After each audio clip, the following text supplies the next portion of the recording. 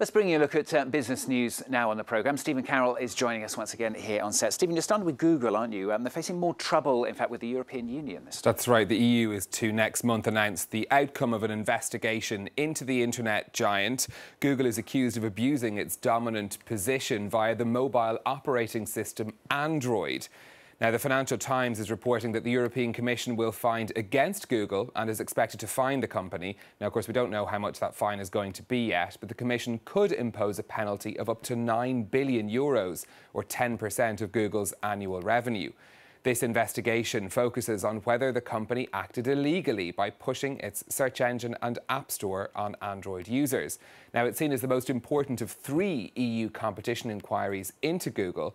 A complaint over its shopping service had led to a fine of €2.4 billion. Well, let's take a look at what's happening in the markets for you next. European shares starting the day in the green. Italian markets trading up too after the Italian government won that vote of confidence. That's helping to boost bank shares across Europe. The Milan's FTSE, maybe you can see they're up by 0.7% at the start of trading. It's still, though, significantly lower than the position it was before this latest political crisis. We don't have the figure for London's FTSE 100 yet today. There seems to be a delay in the opening of the stock market there, so we'll keep an eye on that as the day goes on. Over in Asia, we had Asian markets trading generally up today as well, following on a rally from Wall Street. Just the Shanghai Composite dipping into the red there, down 0.2%. Now, Europe's 5 biggest football leagues earned record revenues last year, according to figures from Deloitte, which says that the European football market is now worth some €25 billion. In its annual review of the industry's finances, it says the 2016-2017 season represented a turning point for clubs in the biggest earning league in England. Yuka Royer has the story. There's serious cash in football. Neymar, Messi or Kane. The tens of millions star players make annually and their colossal transfer fees are just a part of the game. In the 2016-17 season, the European football market grew to a record €25.5 billion. Almost 60% of the revenue was generated by the big 5 leagues: England, Spain, Germany, Italy and France. Their revenues grew 9% from the previous year, thanks to pricier broadcasting rights and better financial oversight. England's Premier League leads the way, with revenues 86% bigger than Spain's La Liga in second place.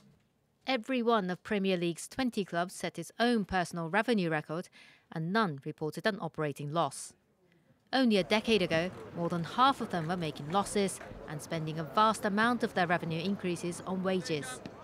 But since UEFA set tighter financial regulations in 2009, the clubs improved their cost control measures and profitability.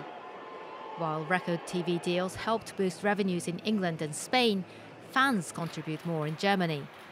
Over 40,000 people attend an average match there, twice as many as in France and Italy. Volkswagen says it may have to temporarily shut down its main factory in Germany this summer because of delays with new emissions tests. The carmaker's chief executive telling staff they were planning closure days until the end of September to allow them to clear a backlog of cars that are waiting to be tested. This as new standards come into place across the European Union from September, which require more rigorous testing of real driving conditions. Now, Microsoft has come up with a new way to reduce the heat generated by its data centres by submerging it in the sea off Scotland. The Northern Isles data centre is a 12-metre-long container with 864 servers inside, enough to store around 5 million films. Now, it's connected by cable to the Orkney Islands, where it's powered by renewable energy. The downside is, though, if, of course, it breaks down, repairs can be quite tricky. But heat is the biggest cost for those data centres, so some way of reducing it. And finally, for me, you can now place your order for the flying car that's been backed by Google founder Larry Page. The flyer, made by the startup Kitty Hawk, can now be tested at a special training ground near Las Vegas. The test flights take place over water. The craft just flying at a height of around 3 metres over the water for the moment. It will eventually be able to go much higher. Now, the company hasn't given a price tag yet, but they are accepting pre-orders for the flyer. The company saying that its goal is to make flying part of everyday life. It does look fun, if a bit terrifying. I could fly home down the Seine on that, couldn't I? You could just pick me up. I could try. Pop in, fly home. It would be very nice. avoid using the metro, great. Stephen, thanks a lot. Stephen with Business on France 24. Dipty's here.